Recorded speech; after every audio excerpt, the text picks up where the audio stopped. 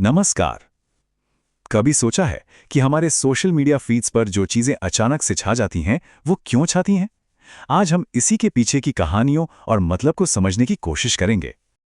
अब ये सवाल सुनकर थोड़ा अजीब लग सकता है ना कि एक अमेरिकी राष्ट्रपति और एक 70 साल के व्लॉगर में भला क्या कॉमन हो सकता है। वायरल कंटेंट की दुनिया अक्सर ऐसी ही लगती है, बिल्कुल बेतरतीब, उथल-पुथल भरी। पर क्या सच में ऐसा है या इसके पीछे भी कोई पैटर्न है? जरा इन तस्वीरों को देखिए। एक तरफ डोनाल्ड ट्रंप से जुड़ा हुआ एक बड़ा ही अजीब सा एआई से बना पेंगुइन का पोस्ट है और दूसरी तरफ हैं 70 साल के व्लॉगर विनोद कुमार शर्मा जी।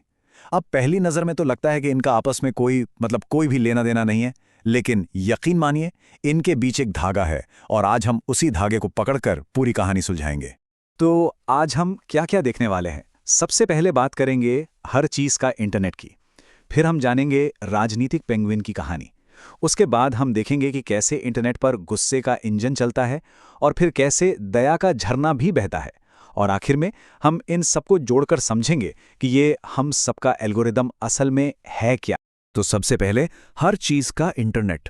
देखिए, बात सीधी सी है। हम ऑनलाइन जो कुछ भी शेयर करते हैं, लाइक करते हैं या जिस पर गुस्सा दिखाते हैं, वो अनजाने में हमारी पूरी सोसाइटी की कहानी बता देता है। हमारे डर, हमारी उम्मीदें, सब कुछ। तो ये जो हमारी फीड्स है ना, ये सिर्फ रैंडम पोस्ट्स का कलेक्शन नहीं है, ये एक आईना है। चलिए अब अपनी पहली केस स्टडी पर आते हैं, राजनीतिक पेंगुइन की। ये कहानी कमाल की है क्योंकि ये दिखाती है कि कैसे कल्चर का एक छोटा सा मामूली सा हिस्सा इंटरनेट पर पैदा होता है, धीरे धीरे बड़ा होता है और फिर एक राजनीतिक हथियार तक बन जाता है। तो इस पूरी कहानी के सेंटर में है ये नाइलिस्ट पेंगुइन। अब ये है क्या? इसकी शुरुआत हुई थी 2007 में वर्नर हर्जॉग की एक डॉक्यूमेंट्री से। उसमें एक सीन है जहां एक अकेला पेंगुइन अपनी पूरी कॉलोनी, अपना पूरा झुंड छोड़कर अकेले ही पहाड़ों की तरफ चल देता है। एक ऐसा सफर जिसका कोई मतलब नहीं, जो मौत की तरफ जाता है। और देखते ही देखते ये उस फीलिंग का सिंबल बन गया, जब लगता है कि सब कुछ बेकार है, सब व्यर्थ है। अब जरा इस मीम के सफर को देखिए। लगभग 20 साल का सफर है। 2007 में ये डॉक्यूमेंट्री में आया, फिर 2010 के आसपास ये नाइलिस्ट पेंगुइन के नाम से फेमस हो गया, मतलब जिंदगी के सवालों और बर्नआउट का प्रतीक। फिर अचानक 2026 में ये टिकटॉक पर एक नए उदास से म्यूजिक के साथ ट्रेंड करने लगा। और हद तो तब हो गई जब व्हाइट हाउस ने इसे ग्रीनलैंड पर एक पॉलिटिकल मैसेज देने के लिए इस्तेमाल कर लिया। सोचिए, एक पेंगुइन और व्हाइट हाउस। ये बहुत मजेदार है कि इसका मतलब कैसे बदला। देखिए, पहले इसका मतलब था निराशा, हार मान लेना, समाज को छोड़ देना। लेकिन जब जेन जी ने इसे अपनाया तो उन्होंने इसे पूरी तरह से पलट दिया। उनके लिए ये पेंगुइन विद्रोही बन गया। ये उस हिम्मत का प्रतीक बन गया जो कहती है, मैं भीड़ के साथ नहीं चलूंगा, मैं अपना रास्ता खुद बनाऊंगा। और फिर ये मीम अपनी सबसे अजीब, सबसे चौंकाने वाली मंजिल पर पहुंचा। व्हाइट हाउस का एक ट्वीट, पेंगुइन को गले लगाओ। ये डोनाल्ड ट्रंप के प्रशासन ने तब इस्तेमाल किया जब वो ग्रीनलैंड को खरीदने की बात कर रहे थे। अब उन्होंने ऐसा क्यों किया, इसका असली मतलब क्या था, ये आज भी बहस का विषय है। लेकिन एक बात तो पक्की है, एक बेचारा पेंगुइन अचानक से इंटरनेशनल पॉलिटिक्स का हिस्सा बन गया। तो हमने देखा कि कैसे एक मीम को राजनीतिक रंग दिया जा सकता है। लेकिन इंटरनेट का असर सिर्फ यहीं तक नहीं है। चलिए अब इसके एक दूसरे पहलू को देखते हैं, जो शायद थोड़ा ज्यादा डार्क है। गुस्से का इंजन। यानी जब कोई चीज वायरल होती है और वो लोगों के गुस्से को भड़का देती है। बात करते हैं हर्ष फायरिंग की, मतलब जश्न में हवा में गोली चलाना। उत्तर भारत के कई हिस्सों में ये एक तरह का रिवाज सा बन गया है, शादियों में, पार्टियों में। लेकिन ये एक बहुत ही खतरनाक चीज है, एक आपराधिक काम है जिसके नतीजे बहुत भयानक हो सकते हैं। और इसे हल्के में बिल्कुल नहीं लिया जा सकता। कानूनन हर्ष फायरिंग के लिए 2 साल तक की जेल हो सकती है। ये कोई छोटा मोटा मजाक नहीं है। हाल ही में एक बहुत दुखद घटना हुई जहां इस वजह से एक 2 साल के बच्चे की जान चली गई।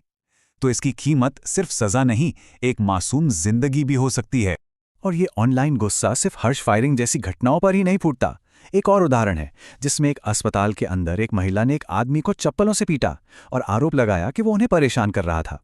ये वीडियो देखते ही देखते वायरल हो गया। ये एक तरह का पब्लिक ट्रायल था, ऑनलाइन भीड़ का न्याय, जहां फैसला सबूतों के आधार पर नहीं बल्कि गुस्से की एक लहर के आधार पर हो जाता है। लेकिन क्या इंटरनेट सिर्फ गुस्से और नफरत को ही बढ़ाता है? नहीं, बिल्कुल नहीं। इसका एक दूसरा पहलू भी है। एक ऐसा पहलू जो उम्मीद जगाता है, जो लोगों को जोड़ता है। और अब हम उसी की बात करेंगे, दया का झरना। अभी हम बात कर रहे थे 2 साल की सजा की। अब एक दूसरा नंबर देखिए, 3 करोड़, जी हाँ, 30 मिलियन व्यूज। ये व्यूज मिले 70 साल के विनोद कुमार शर्मा जी के पहले व्लॉग को। उन्होंने बस कुछ नया सीखने की एक सच्ची कोशिश की और इंटरनेट ने उन पर बेशुमार प्यार बरसा दिया। ये है वायरलता का पॉजिटिव साइड। और सिर्फ यही नहीं, एक और कहानी है एक बुजुर्ग सफाई कर्मचारी की। उनका एक वीडियो वायरल हुआ था जिसमें वो बस इतना कहते हैं, मैं भगवान से बस एक ही सवाल पूछना चाहता हूं, मेरे साथ ही ऐसा क्यों हुआ। उनकी वो लाचारी, वो अकेलापन कैमरे में कैद हो गया और उसने लाखों लोगों के दिलों को छू लिया, क्योंकि ऐसी सच्ची कहानियां हमें इंसान होने के नाते एक दूसरे से जोड़ती हैं। और यही बात हमें सिखाती है कि दयालु होने के लिए कुछ बहुत बड़ा करने की जरूरत नहीं है। उस सफाई कर्मचारी की मदद के लिए जो लोग आगे आए, वो उसी भावना का नतीजा था जो इन छोटे छोटे कामों में दिखती है, जैसे किसी को देखकर मुस्कुरा देना, किसी बुजुर्ग से रुककर 2 मिनट बात कर लेना, या बस किसी की बात को ध्यान से सुन लेना। यही छोटी छोटी चीजें मिलकर दया का झरना बनाती हैं। तो हमने एक राजनीतिक पेंगुइन की कहानी देखी, ऑनलाइन गुस्से की आग को महसूस किया और दया के झरने को भी बहते देखा। अब इन सारे धागों को एक साथ जोड़ते हैं और देखते हैं कि हमारा डिजिटल बर्ताव आखिर है क्या। ये है हम सबका एल्गोरिदम। तो आखिर में बात क्या है? गुस्सा, दया, राजनीति, उदासीनता। हमारी सोशल मीडिया फीड कोई रैंडम चीज नहीं है, ये एक आईना है। ये हमारी ही भावनाओं को हमें वापस दिखाता है। एल्गोरिदम बस उसी चीज को आगे बढ़ाता है जिस पर हम सबसे ज्यादा ध्यान देते हैं, और अक्सर वो ध्यान जाता है बहुत मजबूत भावनाओं पर, चाहे वो गुस्सा हो या फिर प्यार और करुणा। तो आखिर में ये सवाल हम सब के लिए है। हम जो बनाते हैं, जो शेयर करते हैं, जिस पे रिएक्ट करते हैं, वही मिलकर हमारे ऑनलाइन कल्चर को बनाता है। तो असली सवाल ये है कि हम सब मिलकर इस आईने में क्या दर्शाना चुनेंगे।